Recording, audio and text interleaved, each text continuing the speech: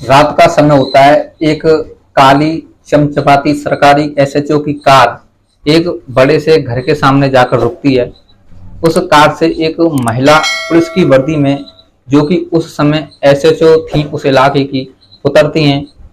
दोस्तों, उस महिला एसएचओ का नाम सुनीता देवी होता है और वो एक सहानुभूति रखने वाली महिला, आत्मविश्वासी, मजबूत और अपने फैसलों पर अड़े रहने वाली एसएचओ होती हैं। दोस्तों, जैसे ही वो अपने घर में अंदर जाने के लिए आगे बढ़ती हैं तो उनकी नज़र दरवाजे के पास खड़े व्यक्ति के ऊपर पड़ती है। वो आगे बढ़ती हैं और उनकी नज़र जब उस व्यक्ति का चेहरा स्पष्ट रूप से देखती हैं तो उनकी नज़र वहीं की वहीं थम जाती हैं, वो वहीं की वहीं स्थिर रह जाती हैं। दोस्तों, वो दरवाजे के पास खड़ा व्यक्ति कोई और नहीं बल्कि सुनीता देवी एसएचओ का वही तलाकशुदा पति होता है जिसने उनसे 3 साल पहले तलाक ले लिया था। महिला एसएचओ उन्हें इग्नोर करते हुए अपने घर में घुसती हैं, घर में अंदर जाती हैं। तभी वो शख्स उनसे बोलता है कि सुनीता देवी, मुझे तुमसे कुछ ज़रूरी बातें करनी है, क्या मैं आपसे बात करने के लिए यहाँ ठहर सकता हूँ? दोस्तों, एसएचओ जो महिला थी वो एक वक्त के लिए तो जाने के लिए अपने मन में बोल देती हैं कि छोड़ो इनको जाने दो, लेकिन एक वक्त सोचती हैं कि कोई उनसे मिलने आया है तो उनसे मिल लिया जाए। वो अपने उस तलाकशुदा पति की आंखों में देखती हैं और आंखों में देखते हुए उनसे कहती हैं कि आइए अंदर आकर हम आपसे बातें करेंगे। दोस्तों, बस ऐसी ही बातों को सुनकर जो उसका तलाकशुदा पति अनिल था वो अंदर चला जाता है। अंदर जब प्रवेश किया तो अनिल की पुरानी यादें ताज़ा होने लगती हैं।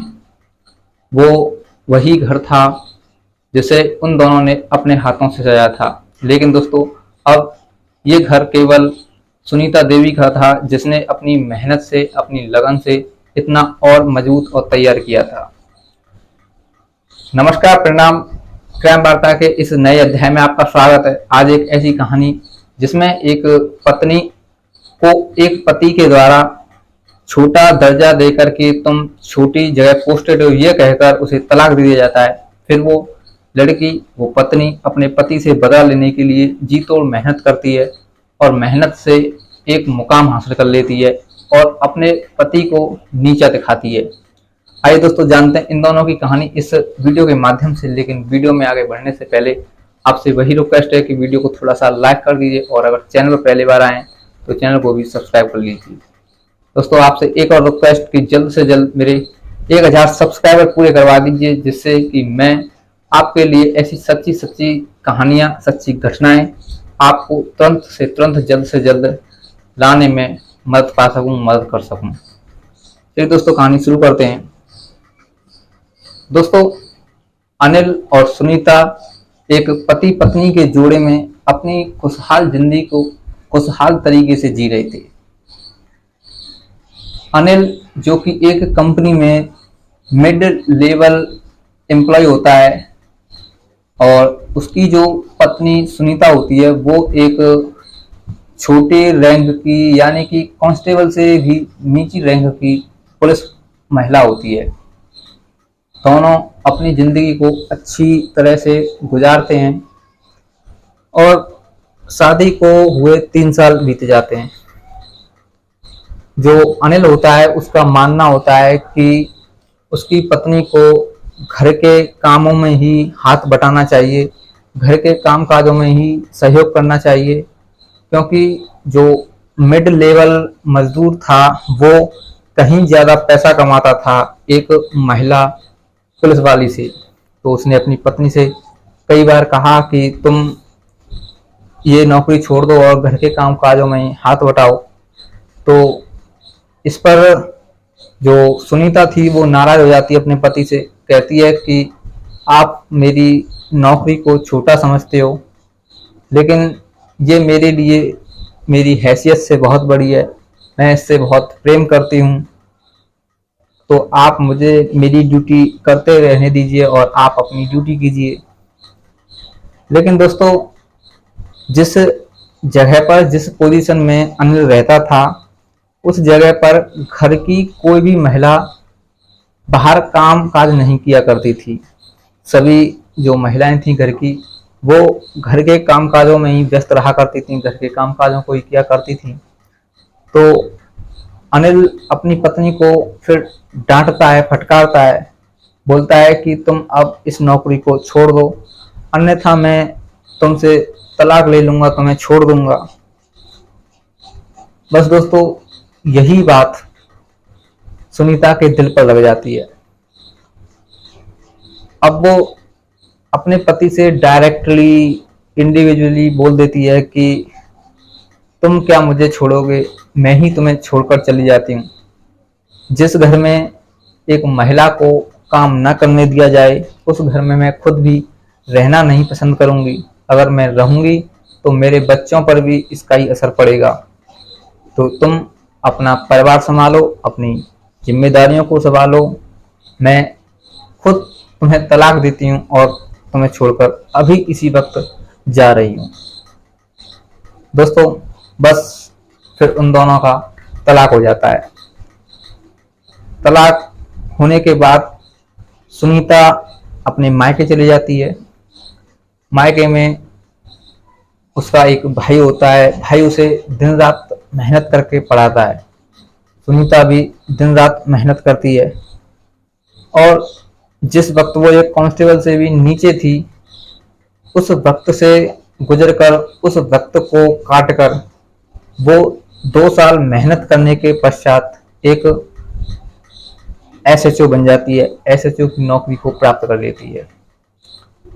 दोस्तों, इन 2 सालों के अंदर जो उसका तलाकशुदा पति अनिल होता है, वो कंपनी उसे लात मार देती है, उसे वहां से ठुकरा देती है। क्योंकि दोस्तों, एक दिन काम करते करते अनिल अपनी हरकतों को करने लगता है, अपनी पत्नी की याद में उल्टे सीधे कामों को करने लगता है और कंपनी में ही अपने एक हाथ को गवा बैठता है, जिससे उसे उसकी जो कंपनी थी वो 5 लाख रुपए का मुआवजा देकर उसे कंपनी से बाहर निकाल फेंकती है। दोस्तों, अब अनिल अकेला बेसहारा रह जाता है। उसकी लाइफ में कोई भी लड़की नहीं होती है। अनिल को नौकरी से निकले 6 महीने गुजर जाते हैं, लेकिन इन 6 महीने बीतने के बाद भी उसे कहीं पर भी नौकरी नहीं मिलती है।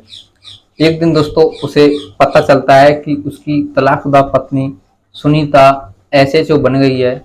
तो बस इसी उम्मीद से कि वो उसे कुछ काम दे देगी, बस इसी उम्मीद से वो उसके घर जाता है। दोस्तों, रात का समय होता है, रात के करीबन 10 बज रहे होते हैं।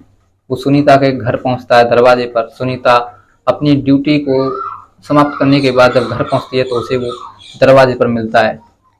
वो सुनीता से घर में आने के लिए, घर में बात करने के लिए उसे मना लेता है। सुनीता उसे अंदर ले जाती है और उससे बातचीत करती है।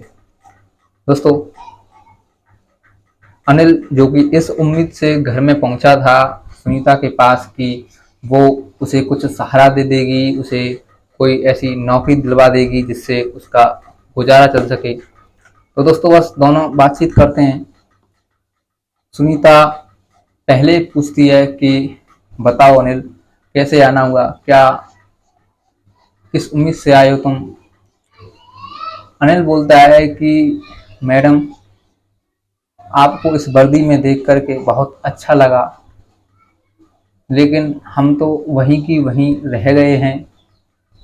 हम पहले तो एक अच्छा 20-25 हज़ार रुपये महीने कमा लिया करते थे, मिड डे लेवल थे, एम्प्लॉय थे, लेकिन हमारा आज एक हाथ ने हमें साथ नहीं दिया और हमारा हाथ कट गया तुम्हारे जाने के बाद उस कंपनी में। तो बस तभी से एक नौकरी ढूंढ रहे हैं और इसी उम्मीद में, इसी आशा में आज आपके पास आए हैं।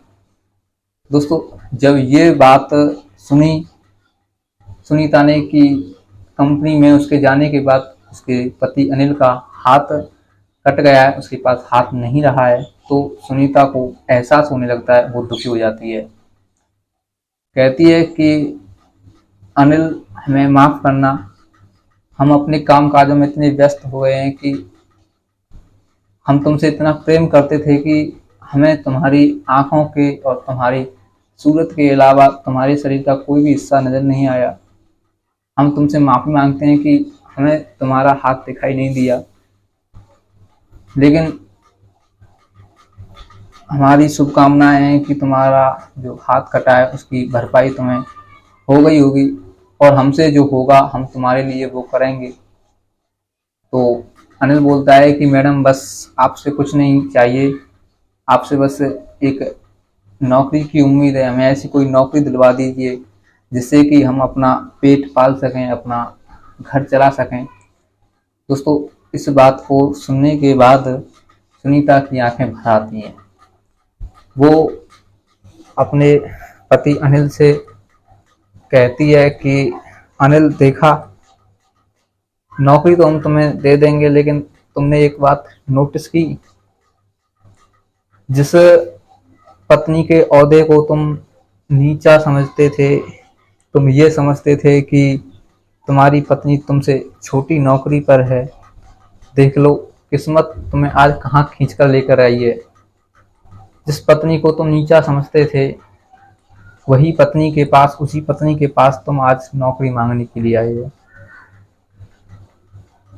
मैंने तुम्हें कितनी बार समझाया कि मुझे मेरी नौकरी से प्रेम है, मुझे मेरी नौकरी करने दीजिए, लेकिन मेरी बात तुमने नहीं मानी, और बस इसी के चलते आज तुम्हारे साथ ये हादसा हुआ है।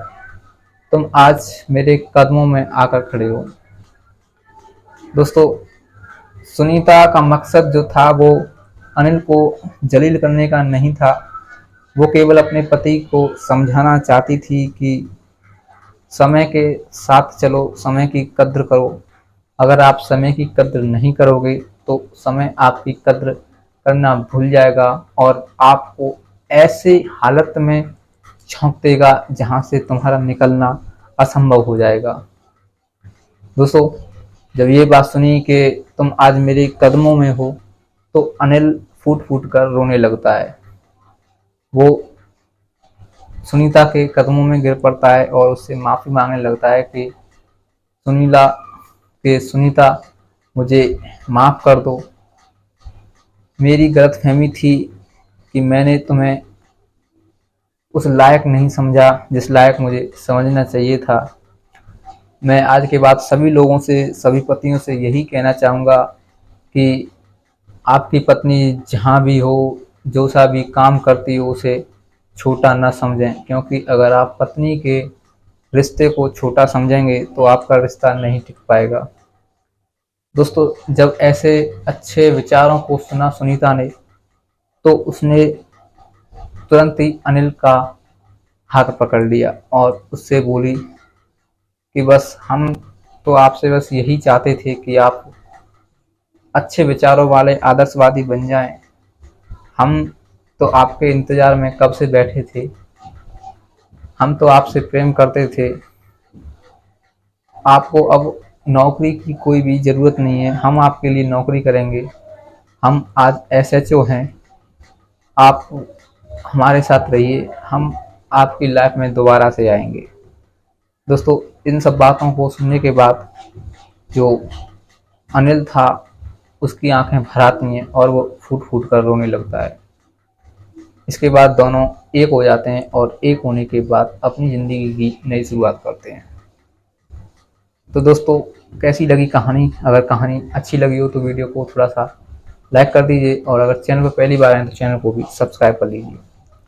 दोस्तों, ये कहानी हमें सिखाती है कि रिश्ता चाहे कोई भी हो, चाहे आप बड़ी पोस्ट पर हों, चाहे आपका मित्र आपसे छोटी पोस्ट पर हो, आपकी पत्नी आपसे ऊंची पोस्ट पर हो या नीची पोस्ट पर हो, इंसान का काम देखिए कि वो काम कैसे करता है, ये मत देखिए थी कि वो क्या करता है। अगर आप ये भी देखना चाहते हैं कि वो क्या करता है, तो आप ये देखिए कि वो क्या सच में सही करता है, क्या सच में सत्यवादी है वो। क्योंकि अगर आप उससे रिश्ता केवल इसीलिए बना करके रखते हैं कि वो क्या करता है, कोई छोटा मोटा काम तो नहीं करता है, तो आप उस रिश्ते में कभी भी सक्सेस नहीं हो पाएंगे।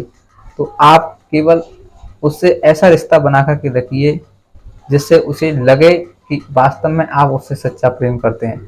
आप उसके कामों को मत देखिए, आप उसके कर्मों को देखिए कि वो कितनी मेहनत करता है।